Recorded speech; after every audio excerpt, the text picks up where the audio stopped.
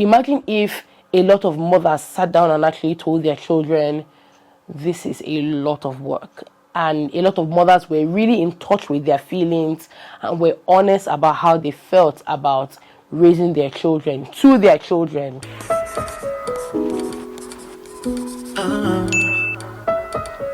Hi people, welcome to my channel. My name is Chinyere. I hope you're doing well. I'm just going to be sharing a couple of things that I would like to tell my children that I most likely never heard when I was younger, but just things I would love to constantly tell my girls and just make sure that these things are a constant reminder in their lives. Please make sure that you leave me a comment. The comment section is open for that reason, so please make good use of it. So yeah, let's dive into it. I have 3 beautiful girls. My last girl is 7 years. I feel like a grown mom, if there's anything like that. Like, okay, the last time I had a baby was 7 years ago, which is a long time. I am a grown mom, okay? I've been in this business for a while.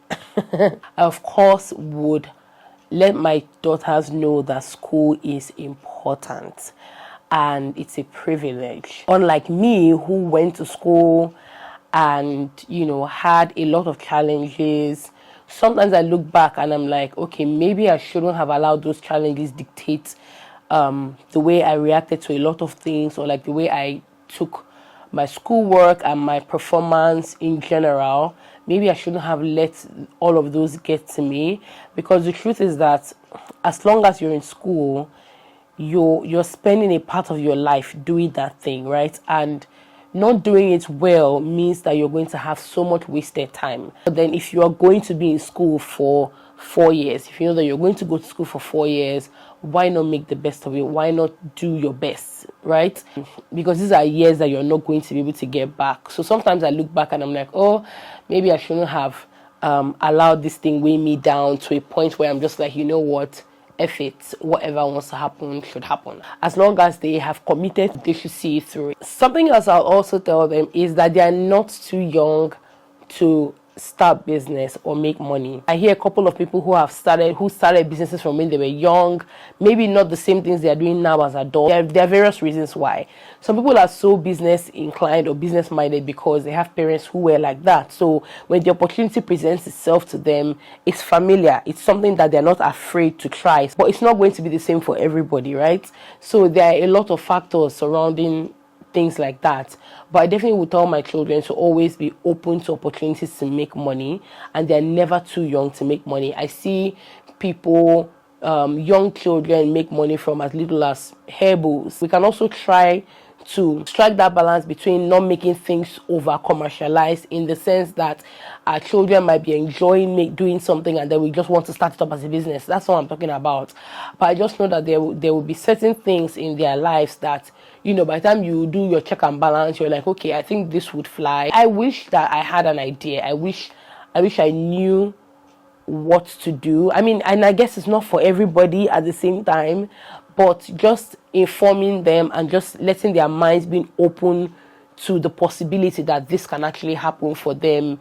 I think it's one step in the right direction, in the sense that when the opportunity does present itself, their hands are already open to grab it, if that makes sense. I feel like this can be a bit controversial, especially in this part of the world where we live.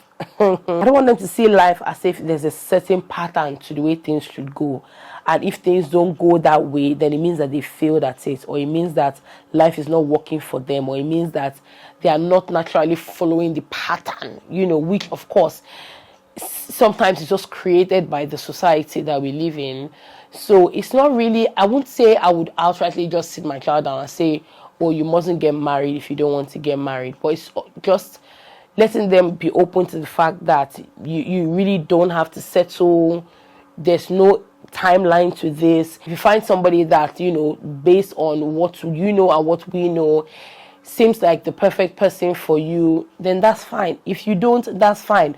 Move on with your life. Don't allow life stop because you are searching for a partner. So in my case, it's just going to be a case of, I want to make sure that they understand that there is no exact pattern to the way life happens. Whatever season of their lives that they are in that moment, they should grab it and enjoy it and savor the moment, because they will not get those moments back. I find it very sad when I see people talk about how their parents have pressured them to get married to a point that being single now feels like a plague. Being single now feels like punishment. Being an unmarried woman now feels like there's something, like they're stained or there's something wrong with them.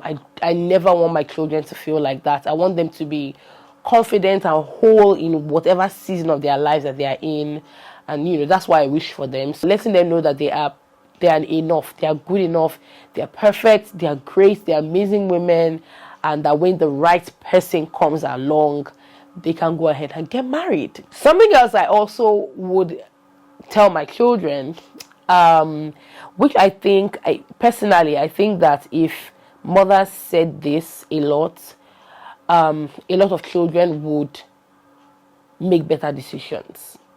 And this is just my personal opinion. Imagine if your mother called you and sat you down and said, it's not easy to raise children, I'm trying my best. There are certain times that it looks like I'm moody or I'm upset. I'm just really trying to get myself together. Because honestly, with motherhood, you don't really know what it's like until you get into it. Being a mother, being a parent, it's not like a job where you get into the job, you test it. If you like it, you can decide to stay. You might not like it and you might decide, okay, I want to stay for the pay. And then you can get into the job and say, oh, I don't like this job. It's messing with my mental health. I'm out. I'm resigning. I'm gone. Being a parent is not even like marriage, except you just decided to be mentally bondage to the idea that you have to be married forever.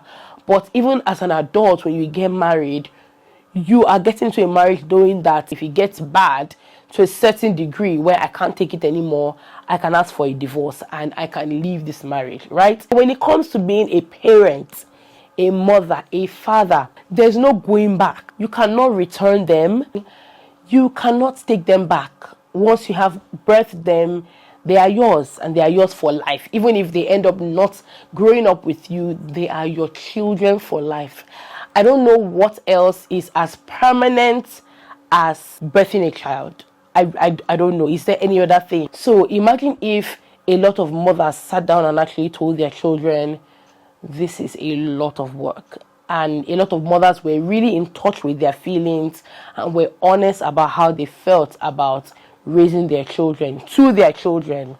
I think that a lot of people would have made better choices, in my opinion. I would definitely tell my children how tedious, how tasking, how much of a responsibility, how big of a heavenly assignment it is to have children and raise them, especially in the society that we have today. And let them know that if they decide to make a decision to not have children, it's completely fine. If they decide that they want to have one child, let it be a decision that they have fully made with their full chest, because I don't know who better to tell them than me. You cannot even be as informed as you would be when you have the child, but as much information I can pass across to them, I would definitely do that. I would definitely tell my children that before they get married, they need to have something that they're doing for themselves. That's what I would want for my child. I don't want any of my children to go into a marriage where they don't have something going on for them, especially when it comes to finances. So I want my children to go into marriage either with a job or with a business. And I'm saying this because, and I've said this countless times, that people's situations are different. There are women who have gone into marriages without jobs and have found jobs while they are married. There are also women who have gone into marriages doing absolutely nothing and have started businesses while they were married and are thriving and are doing well. There are also women who had jobs, got into marriage, left their jobs. There are women who have had businesses, got into marriages, closed their businesses for some reason. So it's different situations. But I personally would want my children to go into a marriage with their own money, their own job, or their own business. When you start having children, it's a bit different, you know. Now you're feeding more mouths, and sometimes, not every time, not for everybody. You will definitely feel it in your pocket. You know that it's different. I don't want them to be dependent on their husband as much as they can control it. I mean, because I know that there are situations where a woman might not be able to work, or a woman might not be able to have a business. I know all of that. Yeah, I know that. But I would let them know what I think is best for them, and and give my reasons, and then they can now do with that information what they want. I want them to know what it feels like to be independent. I want them to know what it feels like to cater for themselves. I want them to know what it feels like to be responsible for themselves, to be able to afford, the things of life, the things that they want to buy. Another thing I'm going to let them know is to not let success scare them. Gone are the days when, I don't know if I should say gone are the days, because actually those days are not gone. We still hear of people who talk about how nobody's going to marry women who are too successful, or women who travel a lot, or women who can afford very nice things. I remember how my mom would tell us way back in the day how when she wanted to buy a land somewhere, someone told her, when she wanted to buy a land or a car or something, someone told her that nobody was going to marry her if they see that she had a car. So those days are actually not gone, but it's definitely something I want to hammer in my children's ears and tell them, don't allow success scare you. Don't limit yourself because you're a woman. There's nothing that you cannot do. There's no heights that you cannot reach. So I definitely want them to know that. And I want them to also know that anybody who is intimidated by, how far they've come or how much they've achieved, it's definitely not the person for them. You don't want that kind of person. In the long run, when it looks like, okay, I can kind of manage it, these things eventually will blow up in marriage. But when you get married to somebody, when that commitment is there, when you have to live with each other, a lot of these things become blown up, and you'll be asking yourself, how didn't I see this? No, you saw it. You just overlooked it, or you just thought it wasn't going to get that bad. One thing I would also like to tell them is that their bodies are going to go through so much. And I really want them to be very accepting of their bodies at different stages in their lives. And I'm also going to use myself as an example. Now that you're an adult, you look at your body and you're thinking about your teenage body. That body you hated when you were a teenager. Now you're thinking about it, you're like, I wish I could have that body back. That tummy that you were trying to hide as a teenager. Now you're thinking, I wish I could have that body back. And you know how every stage of your life you think that you are fat, and then years down the line you are fatter, and now you want to go back to fat. So it's so prevalent now because there are a lot of body image issues, and I like the fact that my children are seeing these things and they are asking me questions about these things, and they're sharing their concerns with me, which makes me really happy. And I like that I can make them feel a certain way about themselves because of the way I treat my body, and I'm proud of myself for that. Once in a while, Grace will talk to me about how she feels about her body, and comments that some of her classmates have passed, and I'm happy that she can confide in me, because imagine if she was swallowing all of these things up, and imagine if she was keeping these things to herself. So I'm happy that we can talk about these things and we can actually address the issues. And a lot of times it just comes from the fact that their parents are not speaking to them, their parents are not educating them about these things. And so you need to let your children know it's not you, like it's not a you problem, it's a them problem. Definitely going to be open to them about their bodies and how the female body on its own goes through so much and so many changes. And even though I am not fully there, like I don't know everything, there are things that I definitely struggle with once in a while. But knowing that I'm able to learn with them and like take them along on this process makes me happy. I remember how Ella would look at me and she's like, oh mommy, you feel so good, you're so soft and fluffy. So I think that she says these things because she knows that she's a thick girl, right? And she sees her mommy is a thick girl too. So she's happy that she sees somebody that looks like her, just a bigger version of her. Definitely the body conversation is something that we're always going to have. I know how girls can struggle with their bodies so much.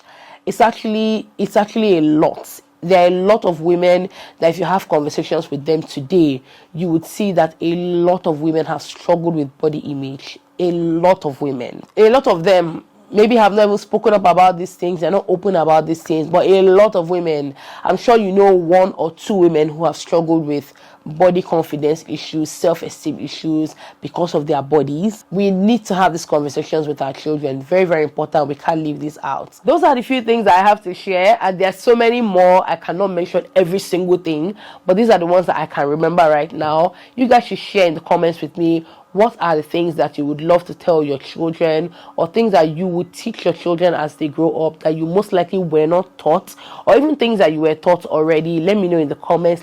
I hope you guys enjoyed this video. I enjoyed making it. Thank you guys for watching. I will see you in my next one. Bye.